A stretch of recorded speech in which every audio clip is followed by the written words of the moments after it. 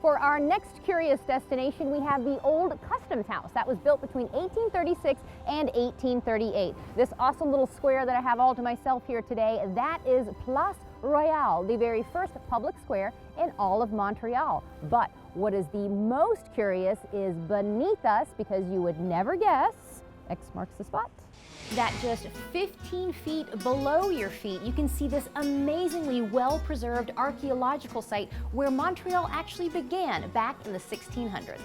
That's right, La Place Royale is where Champlain set up his fur trading post back in 1611. And here in 1642 is where Ville-Marie was, the very birthplace of Montreal. This is amazing. So right above our heads, we have people enjoying Place Royale. Yes. Tourists or locals, and they may or may not know that just a few feet below them, we are standing where Montreal all began. Exactly. They're standing there as tourists, as you said, enjoying an urban place. But underneath, it took a lot of engineering to do that. We have layers of history. The Ponte-Calier Archaeology Museum was named after Chevalier Louis Hector de Calier, 3rd governor of Montreal, whose home was on the spot in 1688.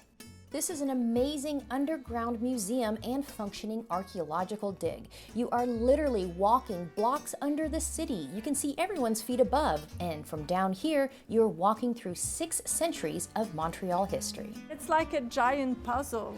It is like a giant puzzle, and it's kind of the layers on top of layers of history. You can see it all right here.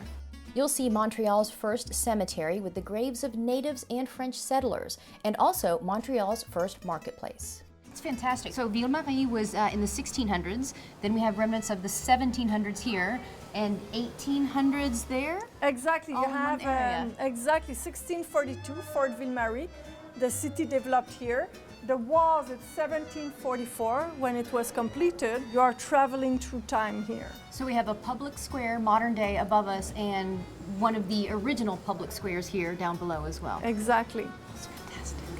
The above-ground building is a wonderful curiosity too.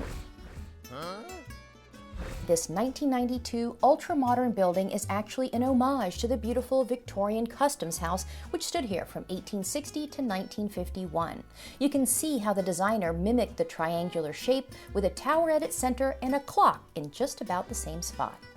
You can also see the St. Lawrence River from here, but what about that other river that helped make Ville-Marie the birthplace of Montreal?